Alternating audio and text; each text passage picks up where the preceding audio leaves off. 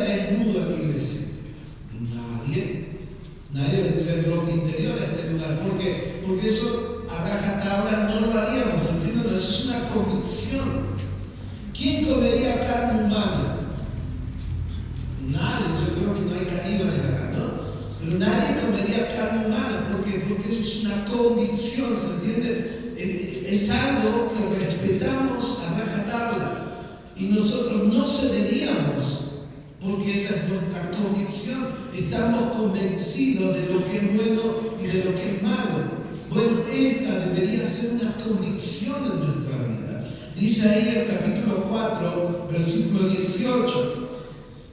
No mirando nosotros las cosas que se ven, sino las que no se ven. Pues las cosas que se ven, ¿qué dice? Son temporales. Pero las que no se ven, ¿cómo son? Eternas. O sea, más claro ya acabó. El materialismo no es para los creyentes. El capitalismo no es para nosotros. ¿Sí? Luchar, intentar y buscar como mega ser rico no es para nosotros. Porque solamente obtendríamos cosas que se ven. Y las que se ven, ¿cómo dice que son? ¿Temporales o eternas? Temporales. Se pasan. Entonces, el apóstol Pablo tenía muy en claro el tema de lo temporal y lo eterno, lo que se ve y lo que no se ve. Ahora, en esta mañana, y bien por usted que se ha levantado tempranito y ha venido y ha hecho este viaje seguramente, pues vamos a hablar de consolación, vamos a hablar del cielo, ¿sí? Vamos a hablar de lo que la Biblia dice del cielo, no de lo que imaginamos o suponemos. A veces cuando pensamos en el cielo, ¿qué ideas tenemos del cielo? Y algunos tienen esas ideas etéreas, ¿no? Como que ahí está, antes pensábamos que estaba un viejo de barba, ¿no? Sí, con una toga blanca hasta abajo, ¿sí? Y algunos decían, la puerta tiene que estar a San Pedro, y tiene un montón de llaves, ¿sí? ¿Te deja entrar o no? Y después algunos dibujan un ángel con una aureola tocando un arpa, ¿se acuerdan de esas ideas del cielo? Que está en una nube así acostado, sin hacer nada, panza para arriba. Y uno dice, ¿eso será el cielo? ¿Ah? Es como que están saltando en las nubes, y alguno va en la nube, no sé, 36, 37, me voy a la número 4, me voy a visitar a Abraham, y tenemos esas ideas muy vagas y etéreas del cielo. Pero ¿qué dice la Biblia acerca del cielo? Eso es lo que vamos a ver en esta mañana en las dos reuniones. Y si me queda más, a la tarde también. Porque vamos a hablar de algo que yo te decía anoche, hermano. Te decía, si no nos despojamos de la perspectiva materialista, terrenal, pasajera, de las riquezas, no vamos a poder disfrutar de la perspectiva de las riquezas celestiales. ¿Se entienden? No la vamos a poder disfrutar y nos va a parecer algo tan lejano que no nos toca, que no nos llega. Por eso hoy me voy a esforzar para tratar de darte lo que la Biblia dice acerca del cielo. ¿Qué podemos decir entonces acerca del cielo? Bueno, en primer lugar, que es una doctrina descuidada, ¿sí? Se ha descuidado la doctrina del cielo.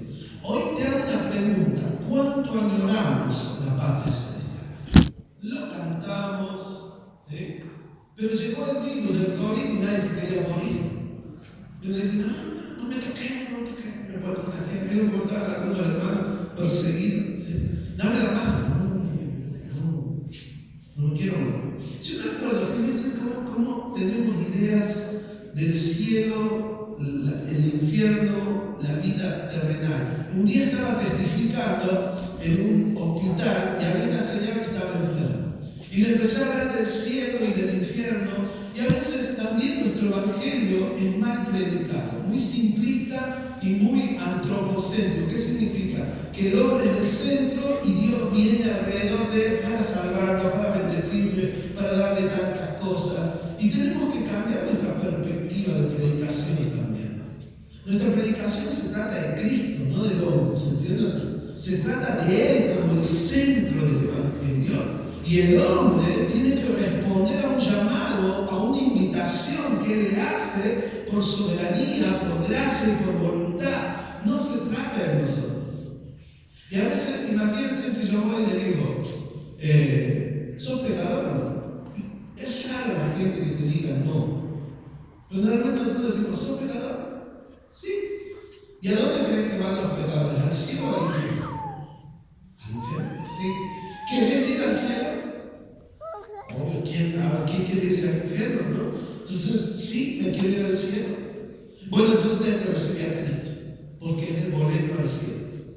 Entonces esa persona pareciera que recibió a Cristo, pero nada más recibió un beneficio, ¿se entiende? Pero tal vez no recibió a Cristo. Y le hicimos levantar la mano, ¿qué más? O lo hicimos orar, pero tal vez esa persona no recibió a Cristo, simplemente pensó en un beneficio. ¿Cuál era el beneficio? Ir al cielo.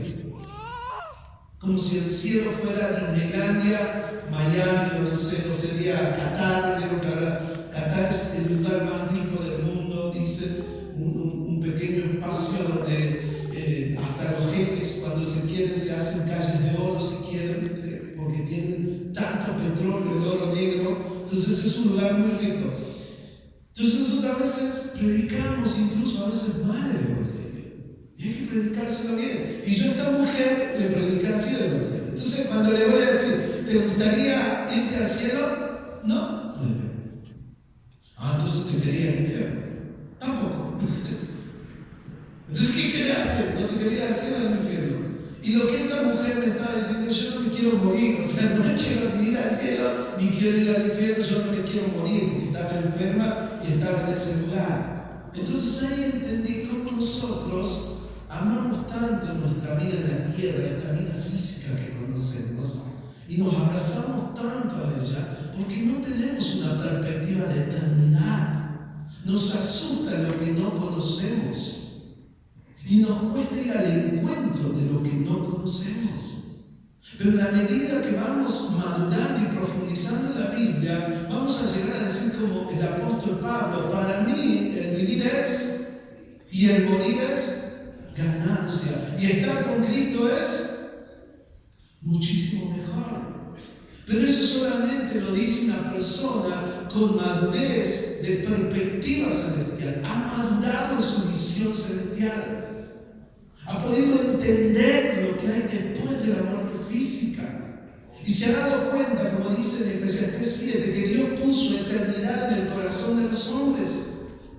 En todos, porque algunos dicen en los creyentes, no. La Biblia dice que todo ser humano es eterno. Algunos van a resucitar a condenación y otros a vida eterna junto a Dios. Pero todos los seres humanos creados a imagen y semejanza de Dios tienen eternidad en el corazón. Por eso es tan importante predicar el Evangelio, porque muchos de ellos con su eternidad y todos se van a ir a condenación. Entonces, a ver, ¿qué conocemos de la eternidad? ¿Qué perspectiva tenemos de ese lugar? Por eso podemos decir que la doctrina del cielo ha sido una doctrina descuidada porque no la hemos planteado correctamente. Dios ha revelado cosas para sus hijos. Miren ahí, 1 Corintios 2, 9 al 10. 1 Corintios 2, 9 al 10. Ahí el apóstol Pablo está hablando de la salvación revelada en Jesucristo. Pero eso incluye el cielo. Si bien no está hablando, porque algunos dicen esto está hablando del cielo. No. Esto está hablando de la salvación revelada en Cristo Jesús. Que eso incluye al cielo en su novio. Capítulo 2. Versículo 9 dice, antes bien, como está escrito, cosas que ojo no vio, ni oído oyó, ni han subido el corazón de hombre, son las que Dios ha preparado para los que le aman. Pero Dios, ¿qué dice? Nos las reveló a nosotros por el Espíritu, porque el Espíritu todo lo escudriña, aún lo profundo de Dios. ¿Y de qué viene hablando Pablo? Viene hablando del Evangelio. Lo que él te está diciendo es que en la antigüedad, incluso, fíjense, todos sabían que iba a venir un Mesías. ¿Sabían eso? O sea, los judíos sabían que iba a venir un Mesías y aún en el mundo había la idea de un Salvador. Por eso hay películas paganas donde aparece siempre como un Salvador, como el advenimiento de alguien que tiene que nacer para producir algo nuevo. O sea, la gente en su conciencia tenía la idea de un Salvador, pero no se imaginaba, ni siquiera Satanás sabía, que ese Mesías iba a ser Dios mismo hecho carne. Porque la Biblia dice que si hubieran sabido, lo hubieran crucificado al autor de la vida. ¿Qué quiere decir? Ya lo vamos a ver más adelante. Que si Satanás se hubiera dado cuenta que ese Mesías no iba a ser un simple enviado de Dios, un simple humano, sino que iba a ser Dios mismo hecho carne, y que con su muerte y resurrección iba a producir tal salvación, pero a la misma vez su derrota en la cruz, no lo hubiera matado. ¿Saben por qué? Porque cuando él lo mató, produjo su propia derrota. Porque Jesús acabó con el pecado y triunfó sobre la muerte al resucitar. Y destituyó al que tenía el imperio de la muerte. Eso me impacta cómo Dios tiene muchas cosas secretas en él. ¿Se entienden? Cosas que ni siquiera los ángeles se han dado cuenta de que él hace. Y él lo hizo en la cruz del Calvario. Y eso me impresiona. Eso me impresiona. Ustedes pónganse a pensar, el diablo tiene una inteligencia maliciosa. Si se hubiera dado cuenta que Jesús con su muerte y resurrección iba a cambiar la historia, no lo hubiera llevado a la cruz. No lo hubiera matado. Pero como él no lo sabía, cuando hizo esto, selló su derrota para siempre. Por eso Colosenses dice, triunfando sobre ellos, los exhibió públicamente en la cruz del Calvario. Entonces Dios tiene cosas secretas, pero que Él quiere revelar. Y por ejemplo, Él nos ha revelado el Evangelio y también nos ha revelado cosas celestiales. Lo que Dios dice acerca del cielo.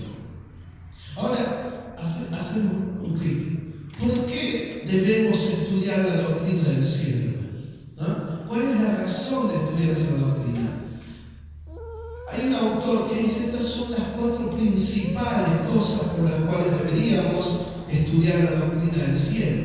En primer lugar, porque muchos creen que van al cielo, pero no es así. Miren ahí Mateo, capítulo 7, versículo 21. Mateo, capítulo 7, versículos 21 al 23. Dice, no todo el que me dice, Señor, Señor, entrará en el reino, ¿de dónde? De los cielos, sino el que hace la voluntad de mi Padre que está en los cielos. Muchos me dirán en aquel día, Señor, Señor, ¿no profetizamos en tu nombre y en tu nombre echamos fuera demonios y en tu nombre hicimos muchos milagros? Y entonces les declararé, nunca os conocí, apartaos de mí, hacedores de maldad. Algo que me impactó de este versículo, ¿saben cuál es? La repetición, Señor, Señor. 2 veces lo dice, ¿sí? Dice, no todo lo que me dice, ¿qué dice? Señor, Señor. Y más adelante dice, muchos me dirán en aquel día, Señor, Señor. ¿Saben cuando es un hebraísmo? Los hebreos cuando mencionaban 2 veces un nombre, hablaban de intimidad. ¿De qué hablaban? De intimidad, ¿sí? De conocimiento. Por ejemplo, Samuel, Samuel. Moisés, Moisés. Abraham, Abraham. Si ustedes después leen en la Biblia, van a ver que Dios los ha nombrado 2 veces. Y lo que les estaba diciendo es, yo te conozco. Yo sé quién sos. Yo te conozco en intimidad. Sé muy bien quién eres. Entonces es un hebraísmo. Cada vez que se repite un nombre, ¿qué significa? Intimidad. Y fíjense que estos que no son de Cristo se acercan y dicen: pero Señor, nosotros creíamos que teníamos intimidad y nos vas a mandar al infierno. Nosotros creíamos que te conocíamos y nosotros creíamos que nos conocías y nos vas a mandar al infierno. Por eso repiten: Señor, Señor. ¿Y qué dicen? No los conozco. No los conozco. ¿Por qué hay que estudiar la doctrina del cielo? Porque hay mucha gente que piensa que va a ir a ese lugar, pero no va a ir. Y fíjense que acá puede estar un pastor, un gran predicador, muy elocuente tal vez, pero que no tiene a Cristo. Un gran hacedor de milagros, un echador de demonios, porque esos son los que se acercan en este tiempo a decirle: Señor, Señor. Ojalá que no estemos en ese grupo, ojalá que no estés en ese grupo.